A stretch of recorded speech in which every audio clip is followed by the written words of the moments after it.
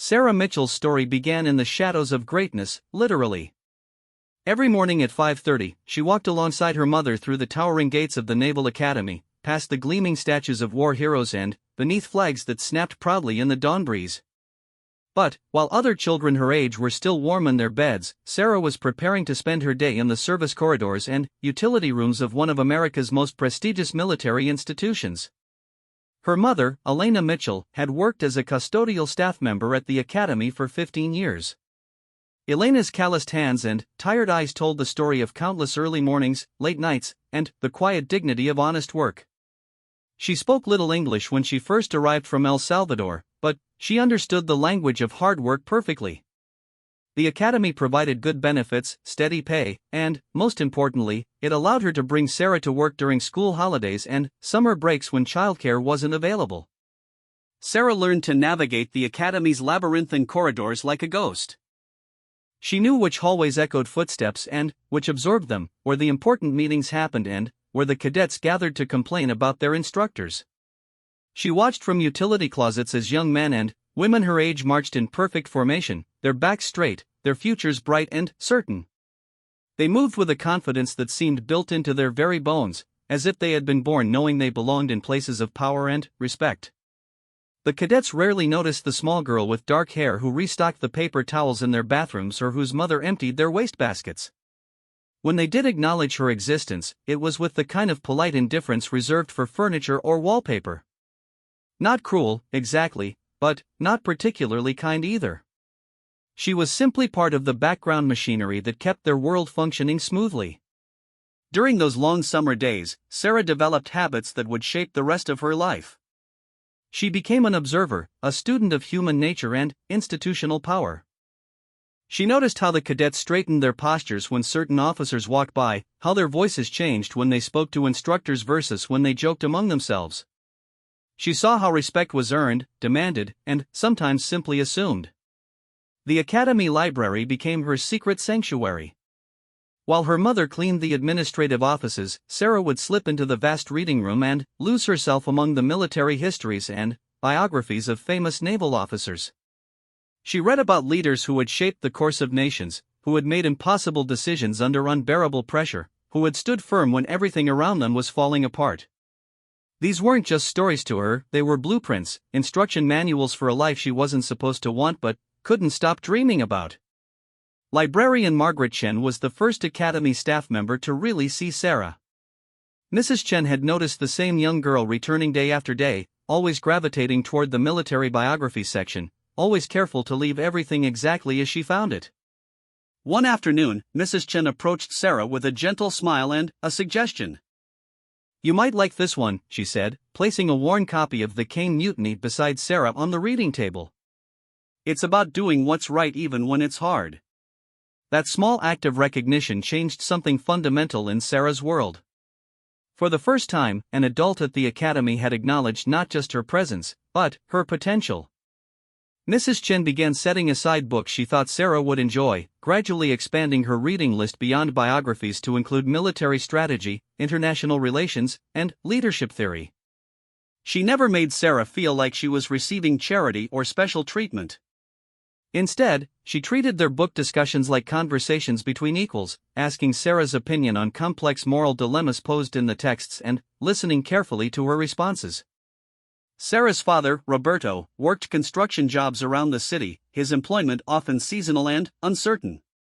He was a kind man with rough hands and a gentle spirit who had never quite mastered English the way his wife had.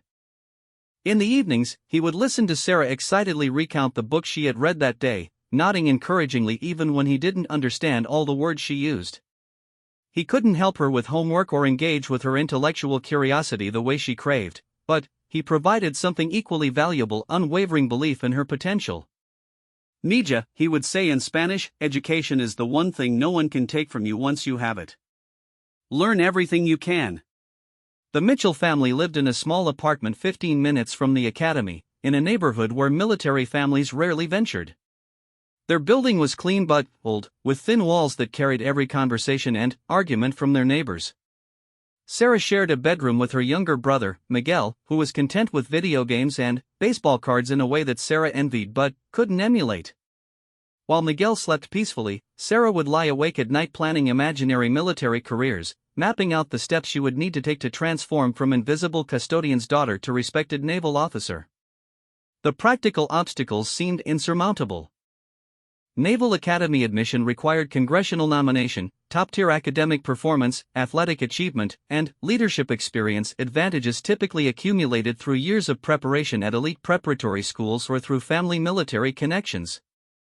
Sarah had none of these advantages.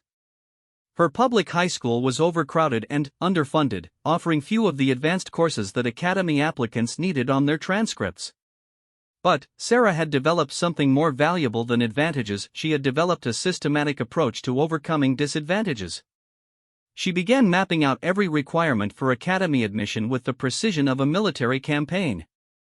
If she needed congressional nomination, she would research every representative and senator in her state, understanding their backgrounds, their values, and their priorities. If she needed superior grades, she would find ways to supplement her school's limited offerings with independent study and community college courses. If she needed leadership experience, she would create opportunities where none existed. Her first target was academics. Sarah convinced her school counselor to let her take summer courses at the local community college, using money she earned from babysitting neighbors' children. She attacked each course like it was a military objective, studying with an intensity that surprised her professors. She wasn't naturally brilliant, but she was absolutely relentless. Where other students saw setbacks, Sarah saw intelligence-gathering opportunities. Every failed test taught her something about her study methods that she could improve for next time. The physical requirements proved more challenging. The academy demanded specific fitness standards that required training facilities and equipment Sarah couldn't afford. She solved this problem with characteristic creativity, transforming public spaces into her personal gymnasium. She ran stairs in downtown office buildings during off hours, did pull-ups on playground equipment, and practiced swimming at public pools during discount hours. She recruited Miguel as her training partner, turning their shared bedroom into a makeshift gym where they did push-ups and sit-ups every morning before school. Leadership experience presented the most complex challenge. Most academy applicants accumulated leadership credentials through student government, athletic team captaincy, or community service projects backed by family resources and connections. Sarah had to manufacture these opportunities from nothing. She started small, volunteering to organize study groups for struggling classmates in her advanced math courses. She convinced her church to let her coordinate a food drive for local families, handling everything from publicity to logistics. Each small success built her confidence and provided concrete examples of initiative and responsibility. The transformation didn't happen overnight, and it wasn't always visible to the outside world. Sarah still spent summers at the academy alongside her mother, still observed the cadets from the shadows, still restocked supplies and emptied trash cans. But now she moved through those corridors with a different energy. She wasn't just observing anymore, she was preparing. Every interaction became a learning opportunity, every challenge a chance to prove her developing capabilities. Mrs. Chen noticed the change during one of their library conversations. Sarah was discussing a biography of Admiral Chester Nimitz, analyzing his decision-making process during the Pacific theater of World War II with a sophistication that impressed the librarian. "You know," Mrs. Chen said carefully, "you could probably teach some of these cadets a thing or two about naval history." Sarah looked up from the book, meeting the librarian's eyes directly for the first time in their relationship. "Maybe someday I will," she said quietly, and Mrs. Chen heard something in her voice that hadn't been there before, not just hope, but determination backed by careful planning. That night, Sarah lay in bed listening to Miguel's steady breathing and making detailed lists in her notebook. She wrote down every course she needed to take, every fitness milestone she needed to achieve, every leadership experience she needed to accumulate. She calculated timelines and deadlines, identified potential obstacles and backup plans for each one. She was still a janitor's daughter from a working-class family with limited resources and no connections, but she was no longer just dreaming about change. She was engineering it. The academy bells chimed midnight, their sound carrying faintly through her bedroom window. In 6 hours, she would wake up and begin another day of invisible work alongside her mother, moving through spaces filled with young people who had never questioned their right to be there. But Sarah had begun to question something else entirely, not her right to belong in such places, but the assumption that belonging was something that had to be granted by others rather than claimed through her own efforts. She closed her notebook and settled into sleep, already mentally rehearsing the next day's training routine. Tomorrow would bring her one day closer to the moment when she would walk into rooms like the Academy's administrative offices not as a custodian's daughter, but as someone who had earned her place there through sheer force of will and careful preparation. The transformation was already beginning, even if no one else could see it yet. Sarah's junior year of high school marked the beginning of what her mother would later call the time of impossible schedules. Sarah had constructed a daily routine that would have challenged a seasoned military officer, balancing advanced coursework, community college classes, physical training, volunteer leadership roles, and part-time work with mathematical precision. She woke at 4:30 every morning, completed her physical training before dawn, attended high school classes until 3, rushed to community college for evening courses, and somehow found time for homework and test preparation before falling into bed near midnight. The local community college became her second academic home. Professor David Riley, who taught international relations, was initially skeptical when a 17-year-old girl enrolled in his graduate-level course on military strategy. His skepticism evaporated during the first-class discussion, when Sarah offered a nuanced analysis of NATO expansion policies that demonstrated deeper understanding than many of his adult students possessed. She had clearly done extensive preparation beyond the required reading, incorporating perspectives from multiple sources and applying theoretical frameworks with surprising sophistication. Professor Riley began assigning Sarah increasingly challenging independent research projects, treating her less like an ambitious high school student and more like a promising junior colleague. She wrote papers on naval logistics during the Korean War, analyzed the effectiveness of different leadership styles in high-stress military environments, and developed detailed case studies of successful military innovations. Each assignment pushed her to think more critically and write more persuasively, skills she knew would be essential for academy admission. The academic challenges, though demanding, felt manageable compared to the social obstacles Sarah encountered as she began reaching beyond her familiar world.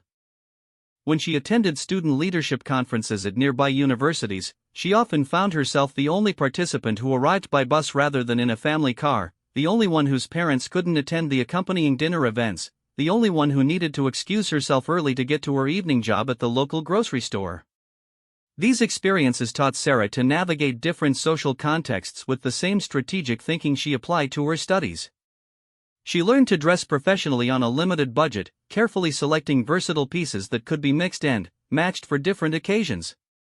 She practiced conversations in front of her bedroom mirror, developing the kind of confident speaking style that came naturally to her more privileged peers. Most importantly, she learned to listen carefully to group dynamics, understanding when to speak up with her perspectives and when to ask questions that would help her learn from others' experiences. The grocery store job provided unexpected leadership opportunities. Manager Tony Gonzalez had initially hired Sarah for standard cashier work, but quickly recognized her exceptional organizational skills and work ethic. Within months, he had promoted her to shift supervisor, making her responsible for training new employees and managing inventory systems. The role required her to motivate co-workers who were often older than herself, handle customer complaints with diplomacy, and make quick decisions during busy periods, exactly the kind of practical leadership experience that academy admissions committees valued. Sarah approached this job with the same systematic intensity she brought to everything else. She studied retail management principles, learned advanced inventory software, and developed training protocols that improved new employee performance. She treated every shift like a leadership laboratory, experimenting with different approaches to motivation and communication, then analyzing what worked and what didn't. Her fellow employees initially resented being supervised by a teenager, but Sarah's combination of competence, fairness, and genuine respect for their experience gradually won their acceptance. The most significant breakthrough came during her senior year, when Sarah decided to pursue congressional nomination for academy admission. The process seemed designed to favor candidates with family political connections or expensive consultants to guide their applications. Sarah had neither, so she created her own comprehensive research and outreach strategy. She spent weeks in the public library, studying the voting records, policy priorities, and public statements of every representative and senator in her state. She analyzed their educational backgrounds, military service records, and the types of academy nominees they had supported in previous years. She crafted personalized letters that demonstrated specific knowledge of each official's priorities while explaining how her own background and goals aligned with their vision for military leadership. The first responses were form letters thanking her for her interest and informing her that the nomination process was highly competitive. But Senator Patricia Williams, a moderate Democrat with a background in education policy, invited Sarah for a personal interview. The meeting was scheduled for a Tuesday morning in the senator's district office, requiring Sarah to miss school and take unpaid time off from work. Sarah prepared for that interview with more thoroughness than most people apply to job interviews for their dream careers. She researched every major foreign policy challenge the United States faced, developed informed opinions on military budget priorities, and practiced articulating her vision for her future naval service. She studied Senator Williams' committee assignments and recent speeches, ensuring she could speak intelligently about issues the senator cared about most. The interview lasted 45 minutes instead of the scheduled 20, with Senator Williams increasingly impressed by Sarah's depth of knowledge and clarity of purpose. When the senator asked about Sarah's motivation for military service, she didn't offer platitudes about patriotism or family tradition. Instead, she spoke thoughtfully about leadership as a tool for solving complex problems, about the Navy's role in maintaining global stability, and about her desire to contribute to something larger than individual success.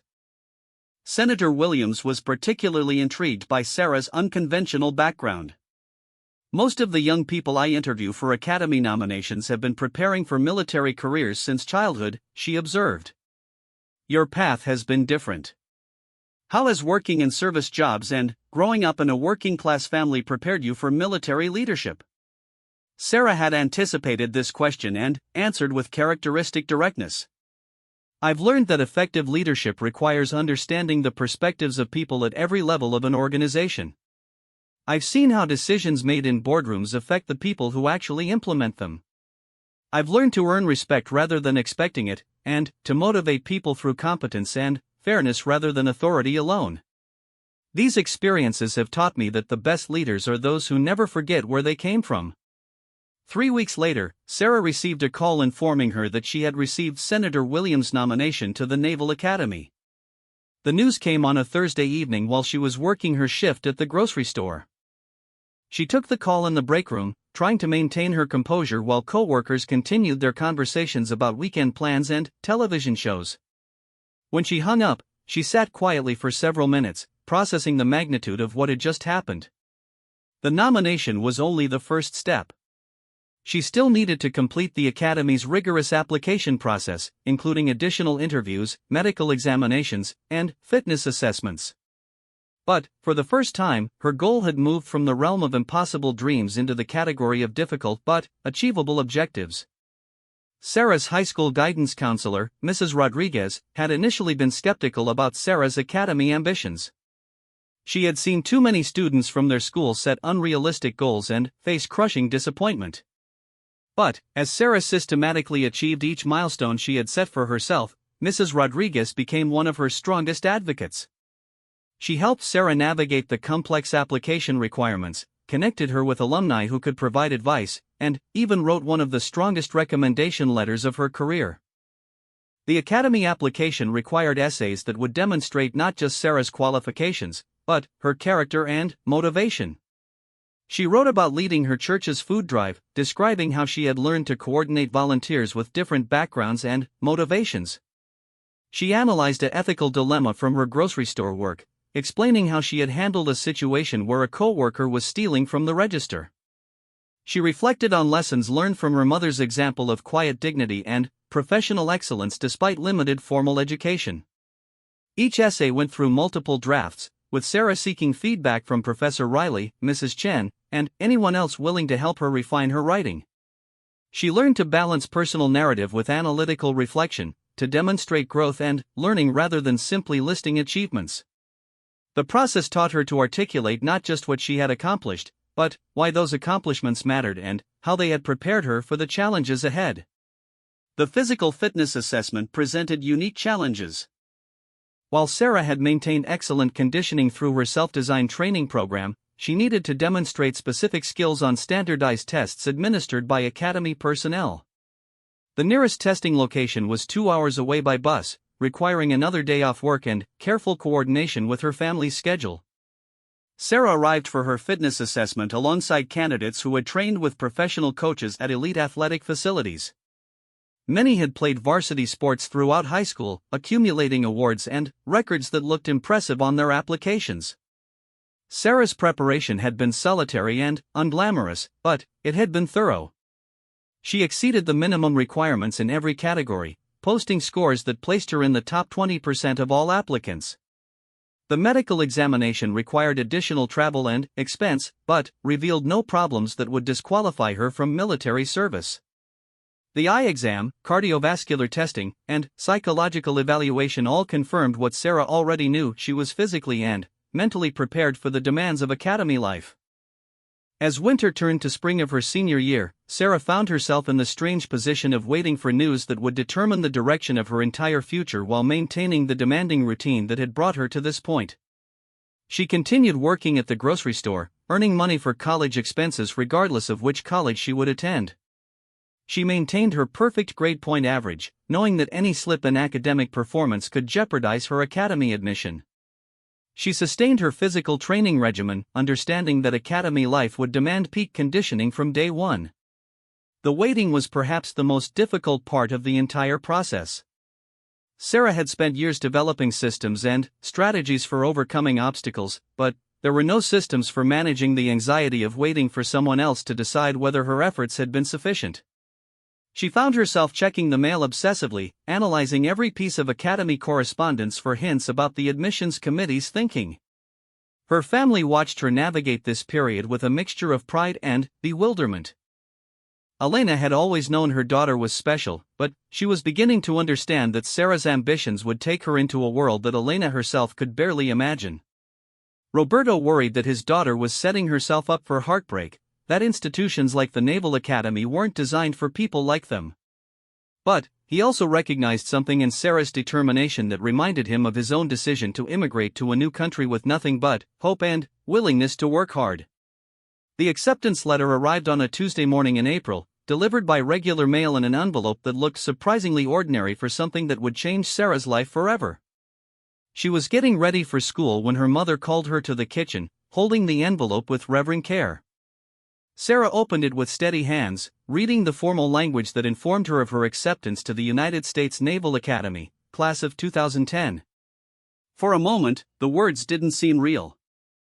Then, the magnitude of what she had accomplished began to settle in, and Sarah felt something she had never experienced before: the satisfaction of a long-term strategy executed to perfection. The first day at the Naval Academy arrived with the weight of years of preparation and the shock of sudden reality. Sarah stood among nearly 1,200 other new midshipmen on induction day, watching parents say goodbye to their children in emotional scenes that played out across the academy's pristine grounds. Her own parents had made the trip despite the financial strain, her mother clutching a small religious medal she wanted Sarah to keep with her, her father taking pictures with an old camera he had borrowed from a neighbor. The transformation from civilian to midshipman began immediately and brutally. Within hours, Sarah's carefully maintained long hair was cut short in the regulation style, her civilian clothes were replaced with identical uniforms, and her individual identity was subsumed into the collective identity of plebe summer. The academy system was designed to break down incoming students completely before rebuilding them according to military standards, and it made no exceptions for students who had already demonstrated exceptional discipline and preparation. Plebe summer was 6 weeks of intensive military indoctrination that would determine which of the incoming students possessed the mental and physical resilience necessary for academy life. The schedule was relentless: reveille at 5:30, followed by physical training, uniform inspections, military drill, academic classes, and lights out at 10 p.m. Every aspect of daily life was regulated, from the precise method for making beds to the exact posture required while walking across campus.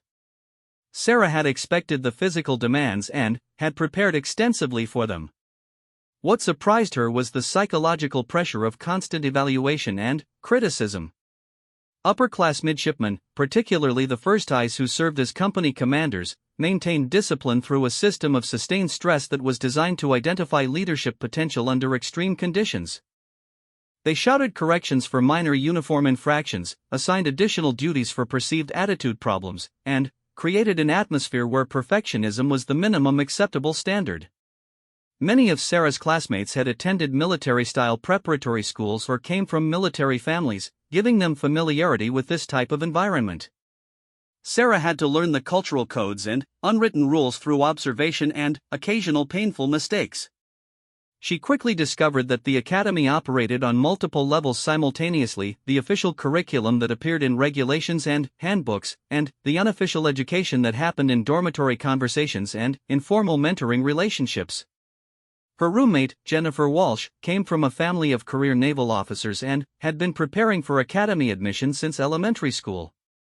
Jennifer's father was a submarine commander, her grandfather had served in World War II, and she spoke the military's cultural language with native fluency.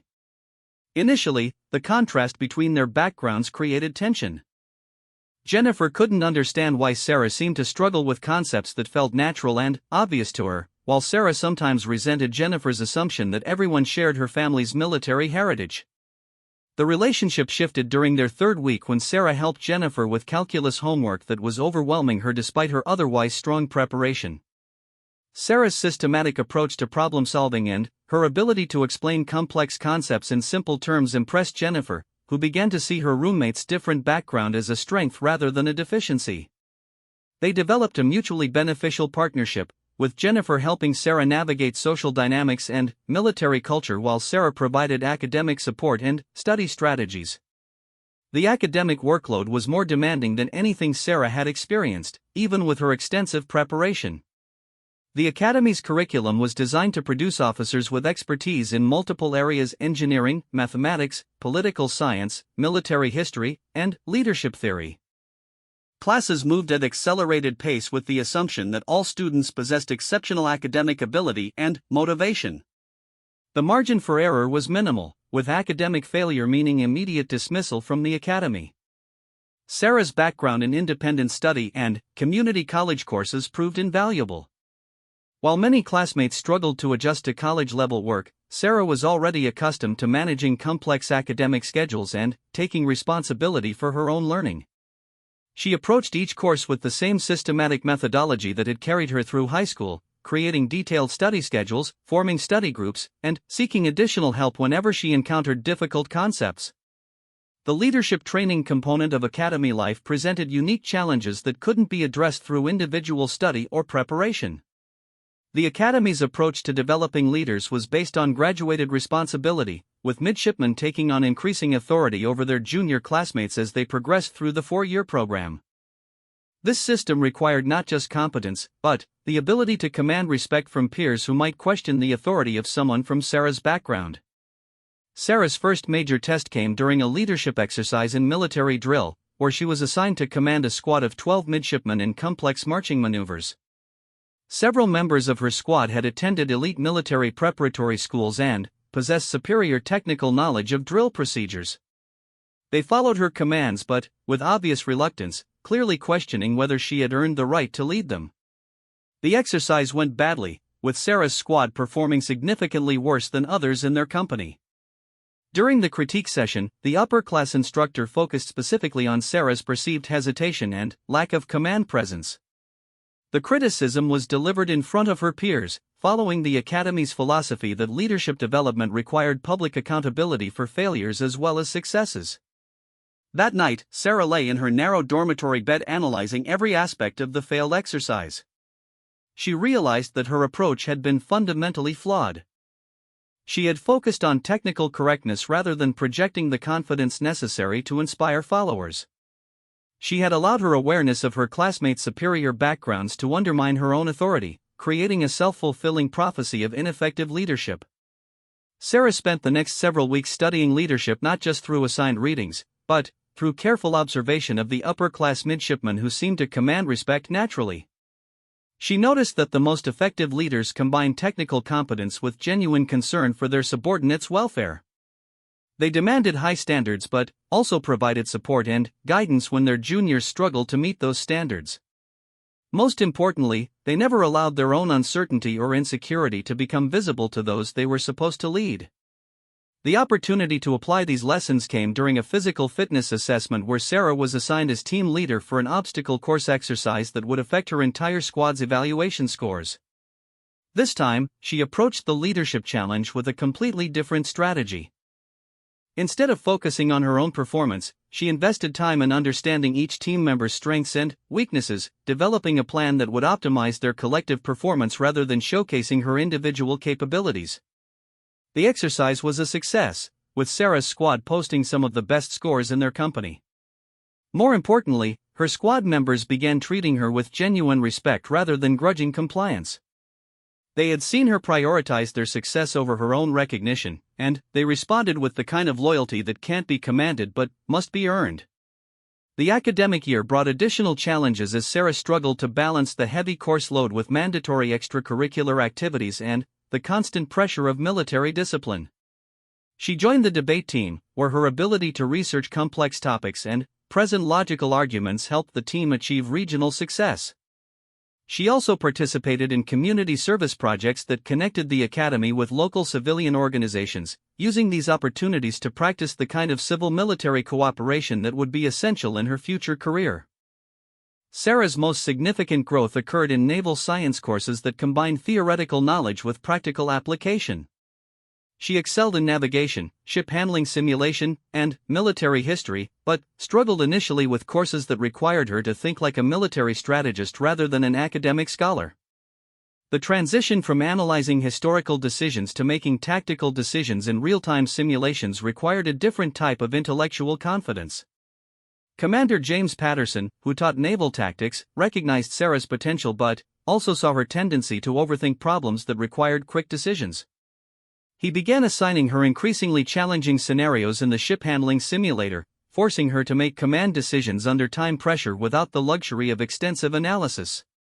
The exercises were frustrating at first, but gradually Sarah learned to trust her instincts and training rather than seeking perfect solutions to inherently imperfect situations. The social dynamics of academy life proved more complex than Sarah had anticipated. Her classmates came from diverse geographic backgrounds but remarkably similar socioeconomic ones. Most had attended private preparatory schools or elite public schools in wealthy suburbs, and many came from families with significant military tradition. Casual conversations often revolved around shared experiences, skiing trips, summer camps, family vacations to places Sarah had never heard of that highlighted the cultural gap between her background and theirs. Sarah learned to navigate these conversations without feeling defensive about her different experiences. She discovered that many of her classmates were curious about perspectives they hadn't encountered before, and she began sharing stories about her work experience and family background in ways that educated others while building genuine friendships. Her grocery store management experience, which had seemed irrelevant in the academy's elevated atmosphere, actually provided practical leadership lessons that impressed classmates who had never held real jobs. The relationship with her family evolved as Sarah adapted to academy life.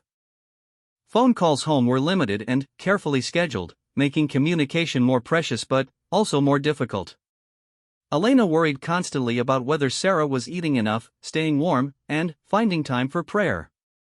Roberto struggled to understand the academy's culture and expectations, asking questions about Sarah's daily routine that revealed how foreign this world remained to him. Sarah found herself serving as a cultural translator, explaining academy traditions and requirements to her family while simultaneously learning to explain her family's values and experiences to her academy friends. The process was sometimes exhausting but ultimately enriching, forcing her to maintain connections to both worlds rather than abandoning one for the other. The first academic year ended with final examinations that tested not just subject mastery but the ability to perform under extreme stress. Sarah's systematic study methods served her well, and she finished in the top quarter of her class academically. More importantly, she had demonstrated the kind of steady improvement in leadership evaluations that suggested strong officer potential. As she prepared for summer training aboard actual naval vessels, Sarah reflected on the transformation she had undergone. The young woman who had walked through the academy gates as a plebe bore little resemblance to the janitor's daughter who had cleaned these same buildings just 2 years earlier. She had developed confidence without arrogance, competence without complacency, and leadership skills based on earned respect rather than inherited authority. The academy had indeed transformed her, but not in the way she had originally expected. Instead of molding her into a standardized version of military leadership, it had taught her to apply her unique strengths and perspectives to the challenges of military service. She was becoming not just another naval officer, but a naval officer who would bring distinctive capabilities to whatever challenges awaited her. Sarah's graduation from the Naval Academy marked the end of one journey and the beginning of another that would prove far more complex than anything she had faced during her midshipman years. The ceremony took place on a bright May morning, with families gathered to watch their children receive their commissions as ensigns in the United States Navy. Elena and Roberto sat in the bleachers, Elena clutching the same religious medal she had given Sarah 4 years earlier, Roberto taking pictures with the same borrowed camera but now with hands that shook slightly with pride. The transformation was visible not just in Sarah's bearing and confidence, but in the way other people responded to her presence. The shy janitor's daughter who had once moved invisibly through academy corridors now carried herself with the unmistakable authority of a commissioned naval officer. She had finished in the top 15% of her class academically and had been selected for surface warfare training, the first step toward eventual command of naval vessels. Her first assignment was to USS Monterey, a Ticonderoga-class cruiser homeport in Norfolk, Virginia. The ship was a technological marvel, equipped with the most advanced radar and missile systems in the Navy's arsenal, but Sarah quickly discovered that managing technology was simple compared to managing people. As the most junior officer aboard, she was assigned to the Communications Division under Lieutenant Commander Rebecca Torres, a 15-year veteran who had built her career on operational excellence and zero tolerance for mediocrity. The transition from academy life to fleet operations was jarring. At the academy, Sarah's performance had been evaluated primarily on individual achievement and leadership potential. Aboard ship, she was responsible for the performance of 30 sailors whose backgrounds, motivations, and capabilities varied enormously. Some were career professionals with decades of experience, while others were 18-year-old recruits still adjusting to life away from home for the first time. All of them knew more about shipboard operations than she did, and most were initially skeptical about taking direction from an inexperienced officer who looked younger than her actual age. Chief Petty Officer Marcus Washington became Sarah's most important mentor during those early months. Chief Washington had served on 7 different ships during his 20-year career and had watched dozens of young officers transition from academy graduates to competent naval leaders. He recognized Sarah's potential immediately, but he also understood that her success would depend on her ability to earn credibility with the enlisted personnel who would actually execute her orders. Chief Washington's approach to mentorship was indirect but effective. Rather than simply telling Sarah what to do, he created situations where she could learn through experience while minimizing the consequences of inevitable mistakes. He arranged for her to work alongside senior petty officers during complex maintenance procedures, allowing her to understand the technical challenges her sailors faced.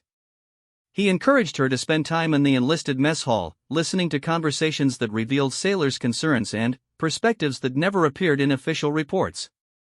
The Communications Division's workload was demanding and technically complex.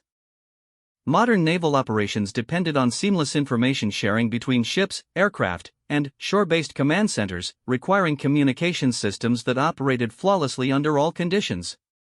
Sarah's sailors were responsible for maintaining and operating equipment worth millions of dollars, work that required both technical expertise and meticulous attention to detail. Sarah's first major challenge came during a training exercise in the Caribbean, when a critical communications component failed during simulated combat operations. The failure threatened to isolate the ship from the battle group, effectively removing it from the exercise and reflecting poorly on the entire crew's evaluation. Traditional repair procedures required returning to port, but Sarah recognized that her division possessed the technical knowledge and spare parts necessary to attempt an innovative field repair. The decision to authorize the repair attempt was ultimately hers to make, and the stakes were significant. Success would demonstrate her division's capabilities and her own judgment under pressure. Failure could worsen the equipment damage and potentially compromise ship safety. Sarah spent 20 minutes analyzing the technical manuals and consulting with her most experienced technicians before authorizing the repair attempt. The repair took 14 hours of continuous work by rotating teams of technicians, with Sarah remaining on duty throughout the entire process to coordinate resources and make decisions about technical modifications. The work required improvised solutions that weren't covered in official procedures, forcing her to trust her sailors' expertise and creativity while taking responsibility for the outcome. When the communications system came back online, the ship was able to rejoin the exercise and complete its mission successfully. Commander Torres was impressed not just by the technical success, but by Sarah's approach to leadership during the crisis. She had demonstrated confidence in her subordinates' abilities while taking clear responsibility for the decision to attempt the repair. She had remained calm under pressure and had made decisions based on careful analysis rather than panic or rigid adherence to procedures. Most importantly, she had shown that she understood the difference between leadership and management, managing resources and procedures versus leading people through challenging situations. The successful repair established Sarah's credibility with her division and began building her reputation within the ship's officer community. Word of her performance spread to other ships in the battle group, creating opportunities for additional challenging assignments that would further develop her leadership skills and technical expertise. Sarah's second year aboard Monterey brought promotion to lieutenant junior grade and assignment as the ship's assistant operations officer, a position that required coordinating activities across multiple departments during complex naval operations. The role demanded a broader understanding of naval warfare and the ability to work effectively with officers from different specialties and backgrounds. The operations department was led by Lieutenant Commander David Chen, a Naval Academy graduate from a prestigious military family who initially seemed skeptical about Sarah's qualifications for such a demanding position. Chen's grandfather had commanded destroyers in World War II, his father had served as a submarine captain, and he possessed the kind of intuitive understanding of naval operations that came from growing up in military culture. His leadership style was precise and demanding, with little patience for officers who couldn't keep pace with complex operational requirements. Sarah approached this new challenge with characteristic systematic preparation. She studied every aspect of naval tactics and ship handling procedures, spending her off-duty hours learning about weapon systems, sensor capabilities, and communication protocols that weren't part of her primary responsibilities but would be essential for understanding the bigger picture of naval operations. She volunteered for additional training opportunities and sought mentorship from senior officers who could help her develop broader perspectives on military leadership. The relationship with Chen evolved gradually from professional skepticism to genuine respect. Chen had initially assumed that Sarah's academy success was based more on academic achievement than leadership potential, but he began to see evidence of strategic thinking and operational judgment that impressed him. During a complex training exercise involving coordination with Allied naval forces, Sarah demonstrated an ability to synthesize information from multiple sources and present clear recommendations under time pressure that reminded Chen of the best officers he had known. The exercise required Monterey to serve as the command ship for a multinational naval formation conducting simulated anti-submarine warfare operations. The coordination challenges were enormous, involving ships from 3 different navies with different communication protocols, weapon systems, and operational procedures. Sarah was assigned responsibility for maintaining tactical coordination while the formation maneuvered through a series of increasingly complex scenarios. The work required her to function simultaneously as a translator, coordinator, and tactical analyst.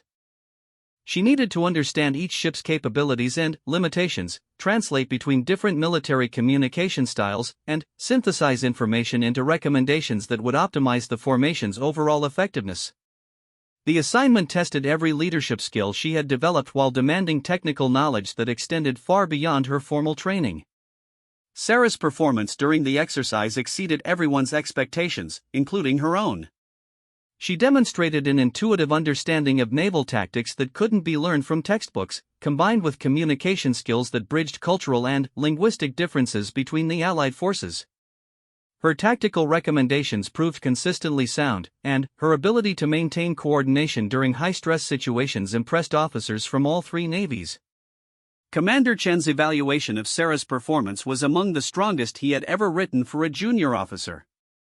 He noted her exceptional analytical abilities, her natural tactical instincts, and, most importantly, her capacity for continued growth and development. He recommended her for early promotion and advanced training that would prepare her for eventual command responsibilities. The success led to Sarah's selection for the Surface Warfare Officers School, an intensive program designed to prepare the Navy's most promising junior officers for positions of increasing responsibility. The school was known for its academic rigor and its emphasis on practical leadership development through simulated crisis scenarios. The 6-month program brought Sarah into contact with officers from ships throughout the fleet, each selected for demonstrated leadership potential and superior performance in their current assignments. The academic curriculum covered everything from advanced naval tactics to international maritime law, but the most valuable learning occurred during leadership exercises that tested decision-making abilities under extreme stress. Sarah's approach to these exercises reflected the systematic methodology that had characterized her career development from the beginning. She analyzed each scenario carefully, considering multiple options and their potential consequences before making decisions. She sought input from others when appropriate but took clear responsibility for final choices. Most importantly, she demonstrated the kind of calm confidence under pressure that distinguished effective military leaders from merely competent ones. Her instructors noticed qualities that couldn't be taught through traditional military education. Sarah possessed unusual empathy that allowed her to understand different perspectives and motivations, combined with analytical abilities that helped her see patterns and connections that others missed. She could communicate complex ideas clearly to people with different backgrounds and expertise levels, and she maintained her principles and values even when facing significant pressure to compromise. The combination of technical competence, leadership ability, and personal character positioned Sarah for accelerated career advancement that would have seemed impossible during her academy years. She was no longer the uncertain plebe who had struggled to command respect from more privileged classmates. She had become a naval officer whose capabilities were recognized and valued by superiors, peers, and subordinates alike. Upon completion of the warfare school, Sarah received orders to USS Shiloh, a newer Aegis cruiser where she would serve as operations officer with responsibility for coordinating the ship's defensive systems during high-threat operations. The assignment was both an honor and a challenge, requiring her to manage complex technology while leading a department of highly trained specialists. The new position represented a significant step toward eventual command, but it also brought scrutiny from senior officers who would evaluate her readiness for increased responsibility. Sarah understood that her performance aboard Shiloh would largely determine the trajectory of her remaining naval career. She was no longer proving that she belonged in the Navy, she was proving that she deserved to lead it. Lieutenant Commander Sarah Mitchell stood outside Admiral Patricia Hawkins' office at Naval Forces Central Command Headquarters, her service dress blue uniform bearing the ribbons and insignia that told the story of 15 years of distinguished naval service. The young woman who had once cleaned these very corridors as a child was about to enter as a candidate for promotion to commander and assignment to one of the Navy's most challenging leadership positions. The journey to this moment had been marked by a series of increasingly demanding assignments that had tested every aspect of her capabilities as a naval officer and leader. After her successful tour as operations officer aboard USS Shiloh, Sarah had been selected for the Naval War College, where she earned a master's degree in strategic studies while developing expertise in maritime security policy and international relations. Her thesis on naval cooperation in contested waters had been published in the Naval Institute Proceedings and had influenced Navy doctrine regarding alliance partnerships in critical maritime regions. Following War College, Sarah had served as executive officer aboard USS Valley Forge, where she had been responsible for the daily operations of a crew of 400 sailors during deployments to the Persian Gulf and Western Pacific. The executive officer position was traditionally the final testing ground for officers being considered for command, requiring them to demonstrate mastery of every aspect of ship operations while serving as the crucial link between the commanding officer and the crew. Captain Robert Kane, Valley Forge's commanding officer, had been initially skeptical about Sarah's appointment as his executive officer. Her record was impressive, but she lacked the traditional markers that usually preceded selection for such a critical position. She hadn't attended elite graduate programs or served on prestigious staff assignments that typically characterized fast-track naval careers. Instead, her advancement had been based purely on operational performance and leadership effectiveness. Kane's skepticism had evaporated during their first major crisis, when Valley Forge experienced a serious mechanical casualty while operating in international waters near a region of heightened political tension. The ship's main propulsion system suffered catastrophic failure, leaving the vessel dead in the water in an area where hostile forces might interpret mechanical problems as signs of weakness or opportunity. Sarah had coordinated the emergency response with the kind of calm competence that Kane had rarely seen in officers of any rank. She had simultaneously managed the technical repair efforts, maintained communications with higher headquarters, and prepared contingency plans for various scenarios that might develop while the ship was vulnerable. Most importantly, she had kept the crew focused and confident during a situation that could have easily devolved into panic. The repairs took 36 hours of continuous work by rotating teams of engineers and technicians, with Sarah remaining at her post throughout the entire crisis to coordinate resources and make critical decisions about repair priorities and risk management. When the propulsion system finally came back online, Kane realized that he had witnessed the kind of leadership that couldn't be taught in schools or developed through routine assignments. Sarah possessed the rare combination of technical expertise, strategic thinking, and personal courage that distinguished exceptional naval officers from merely competent ones. Kane's fitness report for Sarah was among the strongest recommendations he had ever written, describing her as ready for command and qualified for the most challenging assignments the Navy could offer. His endorsement carried particular weight because of his own reputation as a demanding leader who maintained extraordinarily high standards for his subordinates. Sarah's selection for command of USS Normandy represented the culmination of years of preparation and performance, but it also brought challenges that tested her leadership abilities in new ways. Command of a major surface combatant required not just operational competence, but the ability to inspire confidence in crew members who would be asked to risk their lives based on their captain's judgment and decision-making. The change of command ceremony took place on a humid Norfolk morning, with Sarah's parents sitting in the front row alongside senior Navy officials and crew members' families. Elena had flown across the country for the occasion, wearing a new dress purchased specifically for her daughter's moment of triumph. Roberto had passed away 3 years earlier, but Elena carried his picture and the same religious medal she had given Sarah so many years before. Sarah's speech to the assembled crew was brief but powerful, reflecting the communication style she had developed through years of leading sailors from diverse backgrounds and experiences. She spoke about the ship's mission, the crew's capabilities, and the standards of excellence they would maintain together. But she also acknowledged the weight of command and her commitment to earning their trust through competent leadership and genuine concern for their welfare. Command of Normandy brought Sarah into the Navy's senior leadership community, where strategic decisions were made about force deployment, resource allocation, and policy development. She found herself participating in conferences and planning sessions alongside officers whose names she had once read in military journals and biographies. The girl who had once dreamed of naval leadership while reading in the Academy library was now contributing to discussions that would shape the Navy's future direction. The assignment that would define Sarah's career came during her second year in command, when Normandy was selected to lead a multinational naval task force conducting freedom of navigation operations in a contested maritime region. The mission required delicate balance between demonstrating resolve and avoiding escalation, with potential implications for international relations that extended far beyond military considerations. The political complexity of the operation demanded the kind of strategic thinking and diplomatic sensitivity that couldn't be learned through traditional naval training. Sarah found herself conducting video conferences with State Department officials, coordinating with allied Navy commanders whose governments had different political priorities, and making tactical decisions that could influence global diplomatic relationships. The operation's success depended not just on military competence, but on Sarah's ability to understand and navigate the intersection of military power and political objectives. Her background had provided unusual preparation for this challenge, having taught her to see situations from multiple perspectives and to communicate effectively with people from different cultural and professional backgrounds. The 6-month deployment tested every aspect of Sarah's leadership abilities while establishing her reputation as an officer capable of handling the Navy's most sensitive and challenging assignments. Her performance reports consistently described her as an exceptional leader with potential for the highest levels of naval command.